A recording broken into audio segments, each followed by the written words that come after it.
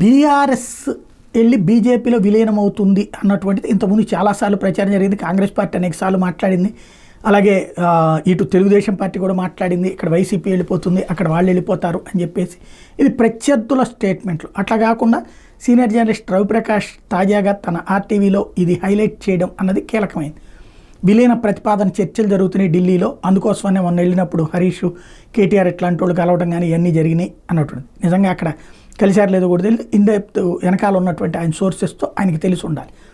దీన్ని తెలంగాణ రాష్ట్ర సమితి alias బీఆర్ఎస్ ఏమంటుంది, బీజేపీ ఏమంటుంది? వాస్తవంగా ఇప్పటికే కిషన్ రెడ్డి, బండి సంజయ్ వీళ్ళందరూ బీఆర్ఎస్ని దెబ్బ కొట్టి ఎదిగారు.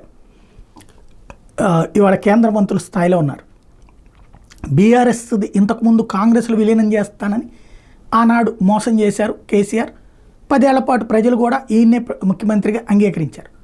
ఇప్పుడు ఒక కవిత అరెస్టు అన్న ఒక్క కారణంతోనే బీఆర్ఎస్ వెళ్ళి విలీనం అయిపోతుందా అనేదే డౌట్. ఎందుకంటే కవిత ఇవాళ కాబట్టి రేపు బెయిల్ మీద వచ్చేస్తే శాశ్వతంగా ఏమి ఉండదు కదా. ఈవెన్ తనే బెయిల్ పిటిషన్ని మీదన వాయిదా వేయమని కోరుతోంది.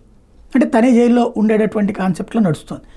అట్లాంటి దశలో విలీనం చేసుకుని ఏం సాధిస్తుంది బీజేపీ, ఏం సాధిస్తుంది బీఆర్ఎస్ అంటే ప్రత్యామ్నాయంగా కాంగ్రెస్కి ప్రత్యామ్నాయంగా బీజేపీ దిగిపోవడం. అప్పుడు కేసీఆర్ కుటుంబానికి ఏం చేస్తుంది? అలాగే కేసీఆర్ కుటుంబం తన ఆధిపత్యాన్ని వదులుకుని బీజేపీకి ఇవ్వడానికి ఒప్పుకుంటుందా? ఈ $1 మిలియన్ ప్రశ్నలు.